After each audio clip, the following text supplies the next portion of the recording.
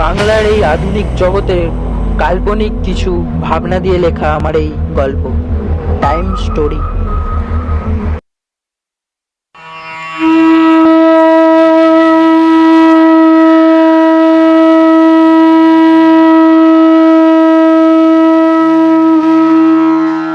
কুমড়ো ফুলে ফুলে নুয়ে পড়েছে লতাটা, সজনে ডাঁটায় ভরে গেছে গাছটা, আর আমি ডালের বড়ি শুকিয়ে রেখেছি।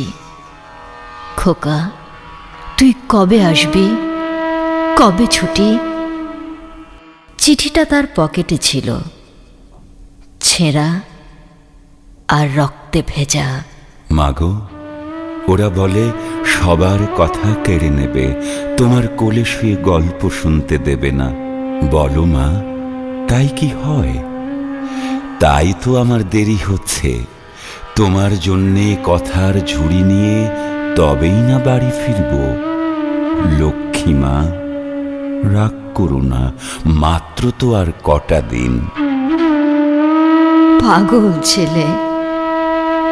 মা পড়ে আর হাসে। তোর উপরে রাগ করতে পারি?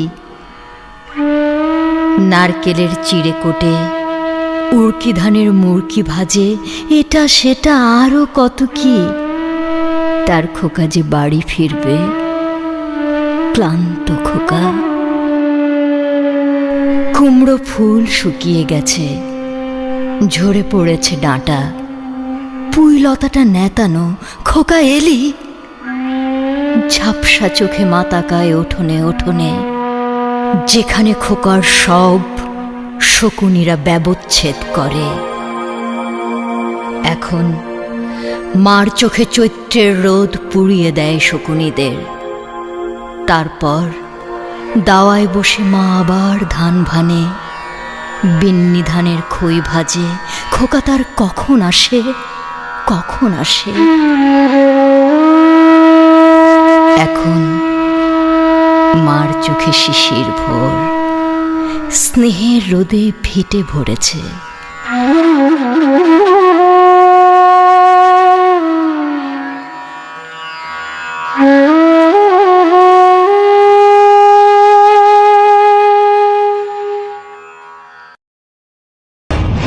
কেমন লাগলো বন্ধুরা আমার এই গল্প? যদি ভালো লাগে লাইক, কমেন্ট এবং সাবস্ক্রাইব করবেন এবং শেয়ার করে দেবেন, আর বেল আইকনটাও প্রেস করতে ভুলবেন না।